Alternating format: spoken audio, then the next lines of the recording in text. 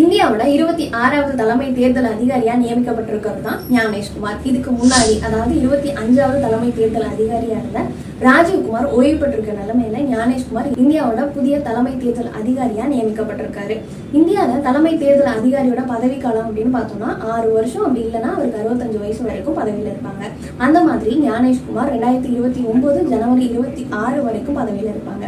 சரி, இந்த ஞானேஷ்குமார் இந்தியாவுக்கு எப்படிலாம் கான்ட்ரிபியூட் பண்ணியிருக்காரு அப்படின்னு பார்த்தோம்னா 1988 கேரளால IAS அதிகாரியா இருந்திருக்காரு, மத்திய கூட்டுறவு செயலாளராக இருந்திருக்காரு, தேர்தல் ஆணையம்ல மொத்தம் 3 மெம்பர் இருப்பாங்க, அதுல ஒரு மெம்பரா இருந்திருக்காரு. அது மட்டும் இல்லாம 2019 காஷ்மீரோட சிறப்பு அந்தஸ்து நீக்கப்படுறப்போ மத்திய உள்துறை செயலாளராக இருந்திருக்காரு. சரி, தலைமை தேர்தல் அதிகாரியை யாரு சஜஷன் பண்ணுவா அப்படின்னு பார்த்தோம்னா 2023 வரைக்கும் பிரைம் மினிஸ்டர், எதிர்கட்சி தலைவர், சீஃப் ஜஸ்டிஸ் 3 பேரும் சஜஷன் பண்ணுவாங்க. பிரசிடென்ட் அப்பாயிண்ட் பண்ணுவாங்க. தலைமை தேர்தல் அதிகாரி நியமனம் பண்றதுல இஷ்யூஸ் போயிட்டு இருக்கு. இதை பத்தி நீங்க என்ன நினைக்கிறீங்கன்னு கமெண்ட் பண்ணுங்க.